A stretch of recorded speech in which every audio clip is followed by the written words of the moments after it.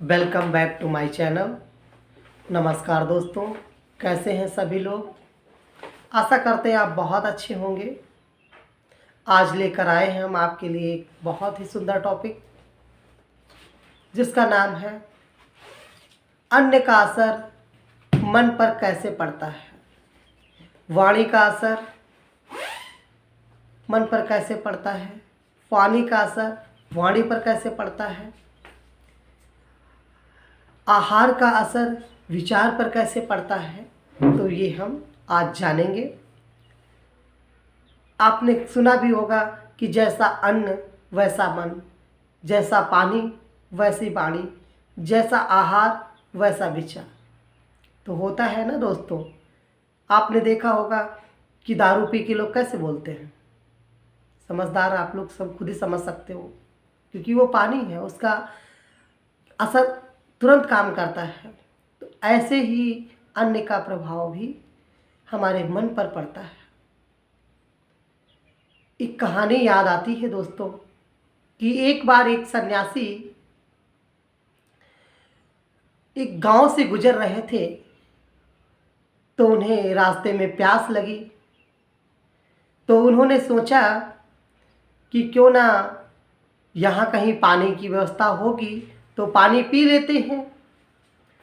तो सन्यासी धीरे धीरे चलते चलते गांव के बाहर निकले, तो देखा क्या कि एक कुआं था और कुएं के पास में ही रस्सी और बाल्टी रखा हुआ था। तो सन्यासी ने सोचा कि क्यों ना यहीं पानी पी लेते हैं, फिर चलते हैं।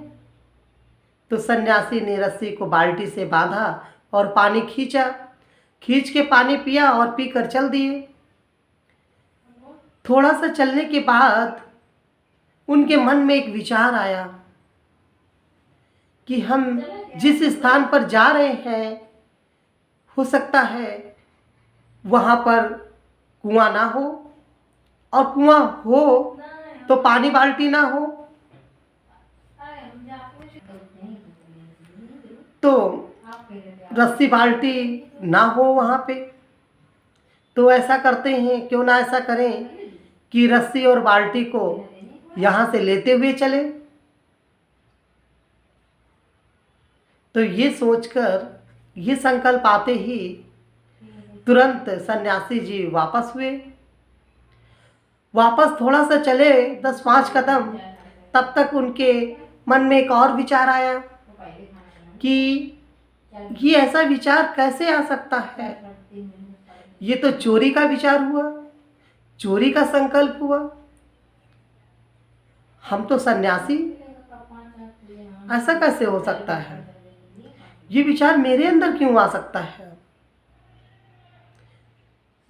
तो कहने का भावार्थ यह है कि जैसा पानी वैसी वाणी, जैसा अन्न वैसा मन। तो सन्यासी ने विचार किया कि हमने सब कुछ छोड़ दिया, घर बार छोड़कर हम जंगल चले गए, तपस्या कर रहे हैं, पूरा जीवन हमने प्रभु के नाम समर्पित कर दिया है, फिर भी मेरे अंदर ये विचार, जरूर कुछ पानी का ही असर होगा। तो उन्होंने सोचा क्यों ना हम उस गांव में जाकर के उस कुएं का रहस्य पूछें। तो सन्यासी जी फिर से वापस उस गांव में गए और पूरे गांव का भ्रमण करते हुए कई लोगों से पूछा। तो पता चला कि गांव का जो कुआं है वो गांव के एक नामी ग्रामी चोर ने बनवाया था। उसने अपने जीवन काल के जो चोरी के पैसे इकट्ठा किए थे, लास्ट समय में उसने एक कुआं बनवाया था। सोचिए, चोरी के पैसे से बने हुए कुएं का पानी पीने से मन में चोरी के विचार आने लगे, तो मन पर सीधा प्रभाव पड़ा पानी का।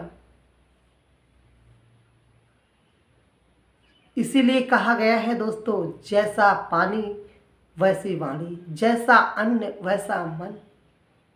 चोरी का अन्न खाएंगे तो क्या होगा, मन पर चोरी जैसे विचार आएंगे, संकल्प चोरी जैसे चलेंगे, तो हमें ज़्यादा से ज़्यादा शुद्ध आहार लेना है। जब शुद्ध आहार लेंगे तो हमारे शुद्ध विचार बनेंगे। सात्विक भोजन लेना है, ज़्यादा से ज़्यादा परमात्मा की याद में बनाया हुआ भोजन और परमात्मा की याद में खाएंगे तो हमारा शरीर हेल्दी और वेल्दी बनेगा और हम क्या है, हैप्पीनेस रहेंगे।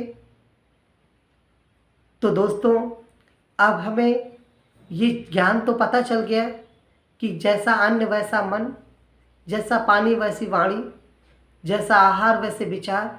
तो हमें बहुत ही सोच समझ के हर चीज़ को लेना है।